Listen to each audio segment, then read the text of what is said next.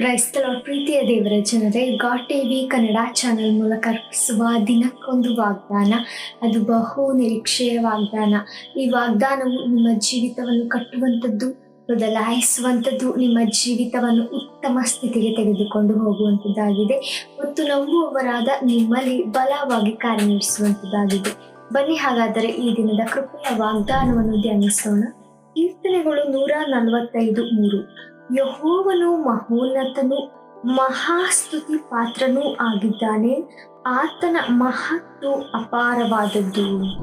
ಪ್ರಿಯ ದೇವಜನರೇ, ನಮ್ಮ ದೇವರು ನಮ್ಮ ಮೇಲೆ ಇಟ್ಟಿರುವಂಥ ಆತನ ಪ್ರೀತಿ ಮತ್ತು ಆತನ ಕೃಪೆಯು ಸದಾ ಕಾಲಕ್ಕೂ ಶಾಶ್ವತವಾಗಿ ಇರುವಂಥದ್ದಾಗಿದೆ. ಬೇರೆ ದೇವರು ನನ್ನ ಜೀವಿತದಲ್ಲಿ ಮಾಡಿದ ವಾಗ್ದಾನಗಳು ಇದುವರೆಗೂ ನೆರವೇರಿಲ್ಲ ಎಂಬುದಾಗಿ ನೀವು ಹೇಳುವುದಾದರೆ, ಆತನು ನಿಮ್ಮ ವಿಷಯದಲ್ಲಿ ಉತ್ತಮವಾದದ್ದನ್ನೇ ಇಟ್ಟಿದ್ದಾರೆ ಮತ್ತು ಅದು ನೆರವೇರುವಂಥದ್ದಾಗಿದೆ.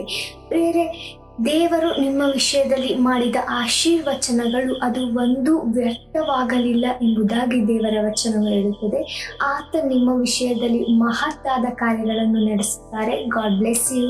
ಆಮೆನ್.